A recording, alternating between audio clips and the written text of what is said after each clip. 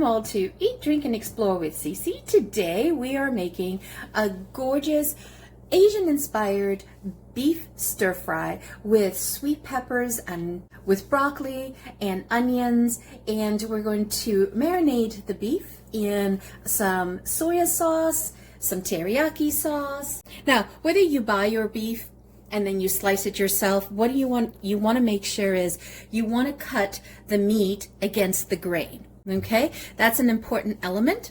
Otherwise, the meat will be very, very tough. So what we're going to do is we're going to pre-marinate the meat, and then while that's marinating, I'm going to chop up the vegetables. So I have about 1.5 pounds of beef, just beef stir fries, and I usually buy them already cut. It's just so much easier to do. So what we're going to do is we're going to marinate, and I'm just going to take you through what I have on the board. So I have a 1/4 cup of teriyaki sauce, thick teriyaki sauce.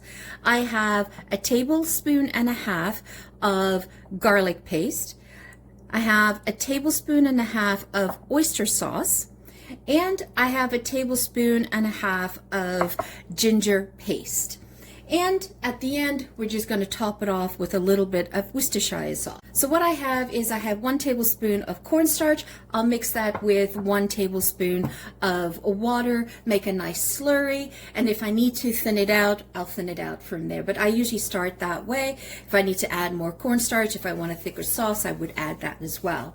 So what we want to do is we want to marinate the beef. And it's so simple. It's literally dumping stuff in. One of the things that I do want to caution you on is do not salt your meat. All right? Asians don't typically salt their meat when they go to stir fry because it'll make it extremely tough. So you kind of want to stay away from that. Also, they will put a pinch of sugar in their stir fry as well. That is going to be an optional thing for you. You can decide if you want to add that in. I'm now going to put in the oyster sauce. I love the exotic flavors. You can get that in here with your fingers, your hands. I personally just don't like the feel of the sauce and the meat in my hands, so especially when I'm not wearing gloves. And then I add in half of the garlic and half of the ginger paste. What we want is we want to marinate this so it can absorb all these wonderful flavors. And one of the things that goes really, really well with this marinade is when you do ginger and garlic is black pepper. Put as much as you want to taste. It's just a beautiful combination. And so you see now, if you're finding that your beef might be too dry, and when after marinating it, we take a look at it and we find it's a little too dry, we can definitely add in 1 tablespoon of water, and the meat will just soak it all up and it'll hydrate that. Also, Asian, Chinese people, when they do their stir fries, they will add in 1 or 2 tablespoons of egg white or egg, just to keep it nice and moist and create that velveteen type of texture. So that just, I mean, it hasn't even been cooked and it looks amazing. Look at that. Doesn't that look awesome? All right, so let's marinate that. Let's put that in the fridge. I'm going to marinate that for 30 minutes while we get the peppers all chopped up. Okay, so we're going to prep the peppers, and you can decide how many you want in the dish. I like to make a really big batch of this stir fry because it keeps really well in the fridge, and it's great to have the next day. And I actually have a salad. I mix it in with my salad. I really like that combination, nice and cold. It makes a really protein-filled salad. And make sure you take all the white pith off your peppers, because that does add a little bit of a bitter note to the peppers. That's what I find. Okay, so when you're preparing the peppers, you can decide whether you want to make them in julienne strips or if you want to make them in squares. Typically Chinese, they tend to do squares, But I'm going to do julienne because I want that in my salad the next day. It's just easier to eat.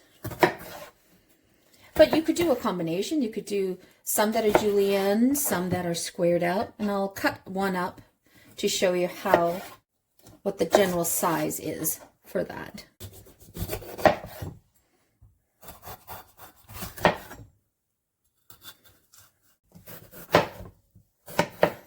And I try to make them chunky because I don't want them dissolving in the stir fry.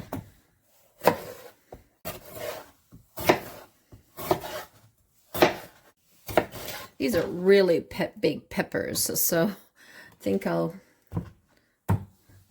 separate them. So another way you could cut them is, instead of cutting them in juliennes, you could cut them in about 1 inch square, like that. Okay. I'm going to keep going with julienne. So I like to have them clean, and I put a paper towel in there, and I try to make sure I get them as dry as I possibly can. Okay, so now we're going to prep the onion. Okay, so you have a choice here on the onions. You can either do them in juliennes or cut them in those squares that I had shown you earlier with the green pepper, but I'm going to do juliennes. Before I start cooking, I always like to have my mise en place ready to go. I do not like to start putting stuff on the stove when I don't have everything organized. Okay.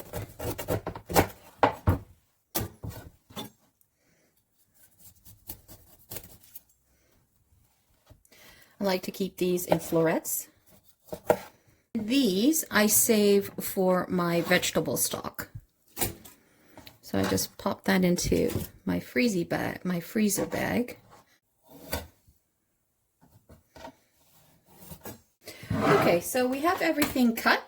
So we're going to start cooking these. So what I like to do is I like to stir fry the vegetables by themselves, take them off, then stir fry the meat, and then add it all together, just because things cook at different times. Okay, so you want to heat up your wok, the pan that you're going to be using to stir fry, and you want to get it nice and hot. And then I try to use a neutral oil here. I'm using avocado oil. So I'm going to start with the onion. Now I'm going to throw in the peppers.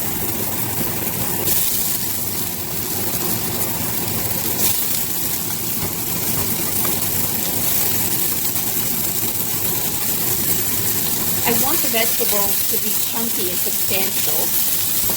And that's also another way of ensuring that you make a lot more food for more people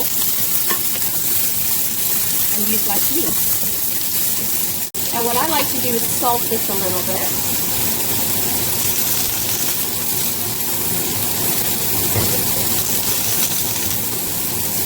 Again, it's to taste. I'm just helping the vegetables along. Isn't that beautifully colorful? Now the idea here is you do not want to have overcooked peppers. You want them just tender, but a little bit more on the firm side, because they'll continue cooking with the meat, right? Now, if you're looking to do more Asian style, this is where you could add a pinch of sugar to your dish. I'm not doing it. I'm just doing the salt. And I'm doing a pinch of black pepper. Yep, like perfect. So you see how I went in and I just went into a pepper and put my knife in it. And it went through nicely. That's exactly how you want it. You want it crunchy. I'm going to add in the broccoli.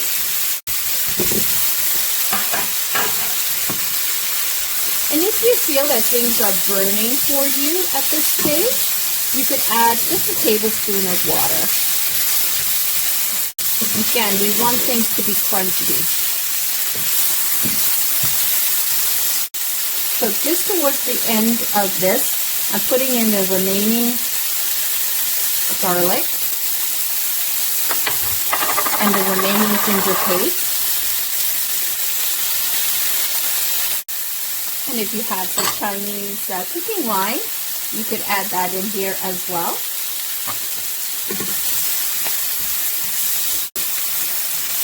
Oh, you can only smell the ginger. Nice. I'm going to add in a touch more avocado oil. And look at the meat has been marinating. Just perfect.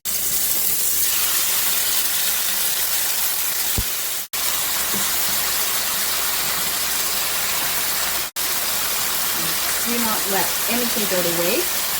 Clean out your bowl. And I turned up the stove a bit now. See how beautifully moist they are, velveteen. See how it's already starting to have a bit of thickness to the sauce? Okay, looking good. So I'm going to add a touch more, about another tablespoon of teriyaki sauce, oyster sauce, another tablespoon. And this time, I am going to put in a tablespoon of toasted sesame oil. Let's stir this around.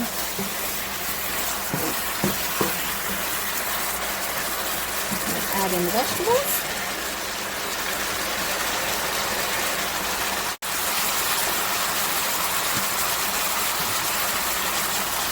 Some Worcestershire sauce, probably about a tablespoon and a half.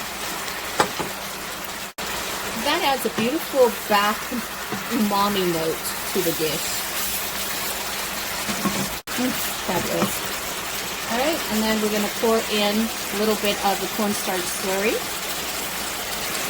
Just a little bit at a time, and just stir it and see if it's the thickness that you're looking for. You see why I said you wanted to cook the vegetables just a little past al dente. Don't finish cooking up in here. Do we need to thicken that up a little bit? What do you think? No, I think that's just right. I don't want it too thick. That's perfect. Alright, that's it. It's done. Easy peasy. Isn't that look gorgeous? Look at that. Beautiful. So what I wanted to show you is look at how much sauce is there, right? So we'll add that to the plate. Oh, look at that. Doesn't that look gorgeous? Let's give this a try. Let's have some meat. Look at that. Oh, that is so tender. It's so flavorful. Oh my. Let's try pepper. Perfectly crunchy. Just the right amount of crunchy softness. Wow. Ooh, I'm really happy with that. That came out really nice. You can serve this with over noodles, over rice, over potatoes, or simply have it like this. But this is a great dish to have. You can have leftovers. They're perfect to put into a fajita wrap, put it on salads. Excellent protein boost. Once again, thank you so much for joining me. If you're new to the channel, welcome. If you have not yet subscribed or hit that like button, please do so now. I have noticed that many of you are watching the channel but not subscribing. We are really trying to grow the channel and would need everybody's support, and we're looking for your help.